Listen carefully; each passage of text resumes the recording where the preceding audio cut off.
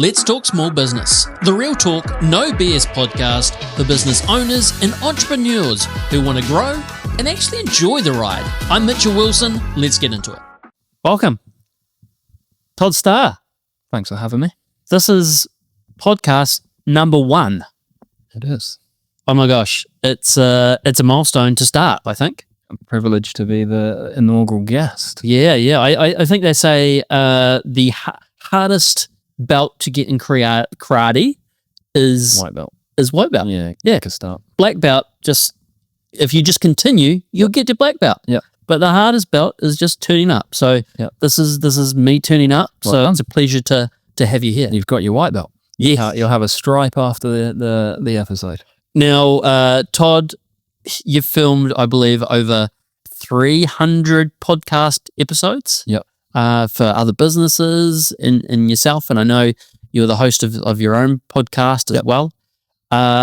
You were telling me a stat before of how many podcasts you need to be in the top 10% or 90%. How many is that? So to be a top 1% podcaster, that does not mean that the metric on that is not views, is not brand deals, is not success of the podcast, but to 90% of businesses won't upload their 11th episode. Mm-hmm. And then only another 9% will do another 10 episodes. So I think you get to 21 episodes and 99% of people will stop. So if you upload episode 22, you are by definition in the top 1% of podcasters globally. There isn't much in the world now that you can be top 1% globally within 1 week if you actually wanted to be. Okay. So it's an opportunity, it's a massive opportunity, and it's shocking really to think how many great conversations could have continued to happen, and great insights and great education and learning and opportunities for people if they just kept going. But it's that classic image of guy digging for diamonds, right? And then one guy keeps going and finds them and he's really close and stops. So quite an interesting stat. Hey, well, let's talk business. Yeah. And look, no filters or anything like that. What do you call yourself? A videographer, marketer? What do you call yourself, Todd? I'm an entrepreneur, and there's a bit of ick with that word because everyone wants to be an entrepreneur. Well, it just wasn't a thing when we were younger, right? I was born in 1990 in the UK, and that just wasn't a word that anybody said. It was you were a bit weird if you wanted to be an entrepreneur. So I think it's only recently that I've recognized that's what I am. Mm-hmm. But I'm a guy who is dyslexic, who thinks differently, who spots opportunities. I've had many failed attempts at this business thing because I've been too early. So podcasting was one of those, right? This is 4 or 5 years ago. I was seriously building a genuine podcast service-based business with massive ambitions and goals, with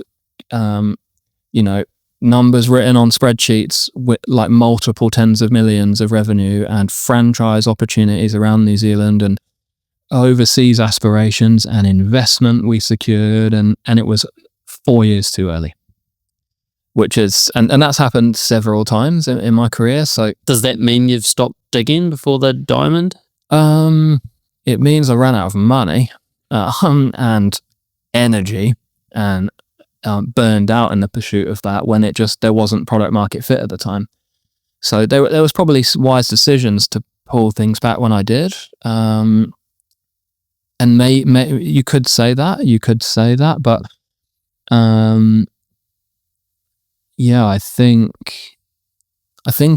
I actually need to dig with more purpose and slow down my digging. I'm out digging everybody, and they're just methodically going and slowly working at the pace of the market, and they get to the diamonds and I've given up. I'm exhausted because I've been digging 100%. So it's actually yes, I gave up, but not for lack of will and determination, but through sheer fatigue and lack of financial capabilities to continue it going. You know what? I think the biggest thing is learning those lessons. Yeah. What do you think you learned from it? I learned to slow down. I learned to work from my values and my purpose more than cool ideas. I learned to listen to the market. I learned to listen to the echoes of the market that you might not be hearing now, but, like have been said and are now coming back full circle. So I think I learned to just tune in a bit more to what's really happening out there, where the real opportunities are, talk to my customers differently, talk to friends and mentors and things and be more receptive to their ideas and their logic and their wisdom, and not think I know everything. But I think just slowing down physically and mentally, and just taking a more calm and considered approach to business. Look, the number one thing that I want to hit on today, and hey, we may or may not be able to answer it, but what is the number one reason why most small businesses fail? So we can learn from that and fix it.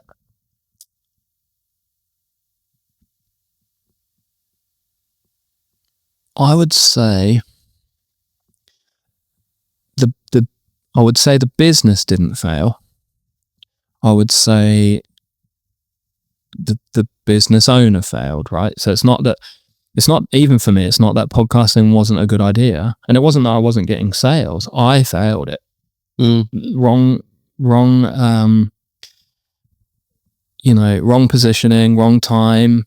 So I think the reason why small businesses fail is because of the mindset and beliefs of the person that is running that company. And that's maybe not a popular answer because it makes you fully accountable to the failure, but I just think that's the truth. Like we use this word failure, and hey, I know that it is, but I just don't think we need to put as much shame on that word, especially in business, because some of the biggest entrepreneurs in the world have failed. It's just that those are the ones that keep on going. 100%. They keep digging for the diamond, right? So here I am back again, back in the podcast game, let the market catch up. I'm now seeing lots of people creating their own podcast. The market's caught up to where I was, and now I'm well positioned, right? Because I've got hundreds of episodes under my belt of production. I've worked with big corporates, with national podcasts. I worked with Education Institute, Auckland University and schools, and I've worked with sports teams, the Nelson Giants, and small businesses and real estate agents. I've done my own. I've edited hundreds of episodes. I've come up with concepts and questions. So I'm absolutely poised now to take full advantage of what I saw years ago, now finally being applicable to what the market's going to be receptive to. But I do think, what was your question? Failure. Yeah. I do think there is failure. I think it's a failure if you don't learn from it. It's a failure if you just quit then and go and get a job at Countdown and stack some shelves and go, oh, I'm a failed entrepreneur. Definitely a failure. Yeah. But if you can find a way to pick yourself back up and try and reinvent yourself and plug all the holes that you had and learn, then it's a degree in business, not a failure. You picked on a word there before, mindset. Yeah. And I just think when you bring it up, so many people go, oh yeah, mindset, all that kind of stuff. But it's bigger than what the people that have the right mindset, they know how powerful it is. Yep. The people that don't have the right mindset don't understand how powerful it can be in business, sport, whatever. But I think if you've got that right mindset, then it gives you the power to push through and learn from those mistakes. And like you said, just keep on going. Yeah, I think, what's that quote about your network is your net worth? There's lots of those sort of proverbs and things, but I do think your mindset determines your actions, and your actions determine your results. And I think there's a good quote from Mahatma Gandhi about just that. Yeah. So when it comes down to it. Yeah, so your mindset it's actually beliefs, then mindset, then actions, then outcomes, really. So if your belief is wrong, then you will find yourself in bad mindsets where you don't believe you can do something, or you are too scared to take a risk. But as an entrepreneur and a business owner, you probably already got fundamental, like the constituent parts you need if you are willing to quit a job, or mortgage your house to start a business that you believe in. You've already probably got the fundamentals right because you're willing to back yourself. You believe you can solve a problem better than others or compete.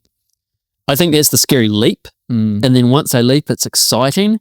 But then when it becomes a reality, that's the next kind of gorge that you need to jump through. And I just go by the mindset, and I really encourage any entrepreneur out there, any small business owner, to just keep moving forward. Doesn't matter how big or how little. If you just move forward 1% every single day. Visit James Clear in Atomic Habits. 1% every day. At the end of the year, you'll be 37 times better off. Is that the stat? Yep, something like that. 36, whatever. Yeah, no, I agree. Keep pushing. Keep pushing. Yeah. So small business owners out there, doesn't matter where they're at, I guess, at the top of their game, bottom of the game, it's really the same advice. Yep. Don't stop. Yep. Keep going. Learn from mistakes. Yep. You'll find a way. I love it. I love it.